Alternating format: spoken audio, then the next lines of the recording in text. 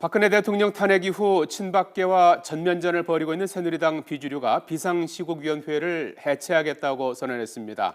친박 지도부의 사퇴를 압박하는 동시에 탄핵에 찬성했던 당내 세력을 끌어들여서 위원 확대를 꾀하기로 한 겁니다.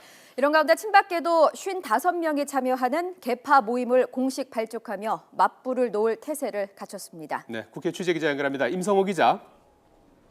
네, 국회입니다. 예, 새누리당 소식 알아보죠. 새누리당 비주류가 비상시국위원회를 해체했군요. 그렇습니다. 오늘 오전에 이 새누리당 비주류가 중심인 비상시국위원회가 아침에 2시간가량 회의를 열어서 이같이 결정했습니다. 비상시국위 대변인격인 황영철 의원은 회의가 끝난 뒤 박근혜 대통령 탄핵 가결 때 많은 의원이 비주류의 뜻에 공감한다는 걸 확인했다고 밝혔습니다. 또 더 많은 의원과 원외위원장, 당원들과 함께하기 위해서 새로운 모임을 만들겠다고 말했습니다. 직접 들어보시겠습니다.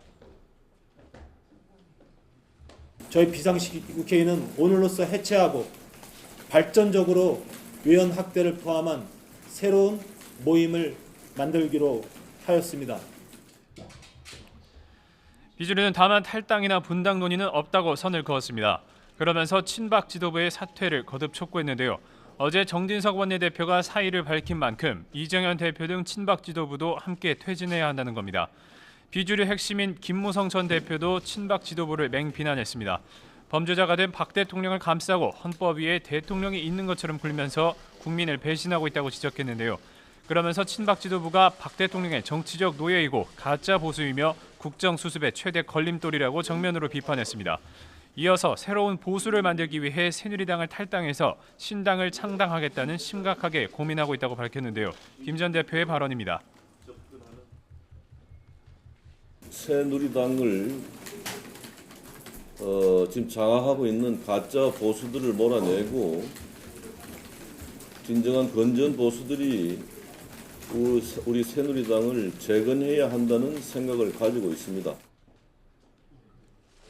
이에 맞서 친박계는 오후 3시부터 국회에서 좌파 소속 의원 55명이 참여하는 혁신과 통합이라는 개파 모임의 출범식을 열고 있습니다. 이로써 비주류와 본격적인 대결 태세를 갖췄는데요. 친박계와 비주류는 오는 16일 원내대표 선거에서 정면 충돌할 것으로 보입니다. 비주류 내부에서는 만일 친박계가 원내대표 선거를 통해 당을 장악할 의도를 내비친다면 비주류의 탈당 움직임이 빨라질 것으로 내다보고 있습니다. 네, 오늘 야상당의 대표들도 회동했습니다. 어떤 합의사항이 나왔습니까?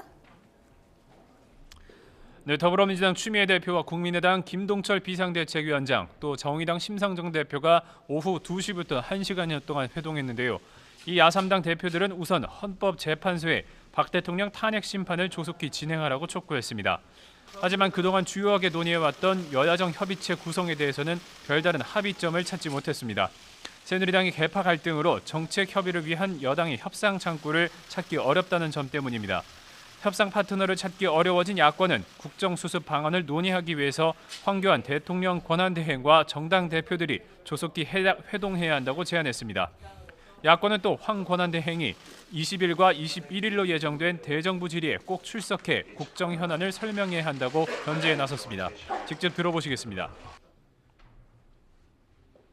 마치 본인이 대통령이 된 것처럼 출석을 안 하겠다 이런 식의 의사표현을 간접적으로 흘리고 계신데 황교안 총리님 대통령 되신 거 아니거든요. 폼 잡지 마시고 나오셔서 본인의 국정 구상을 잘 설명하시는 그런 장으로 활용하시기 바랍니다. 국민의당 김동철 비상대책위원장도 황 대행을 견제하고 나섰습니다. 직접 들어보겠습니다.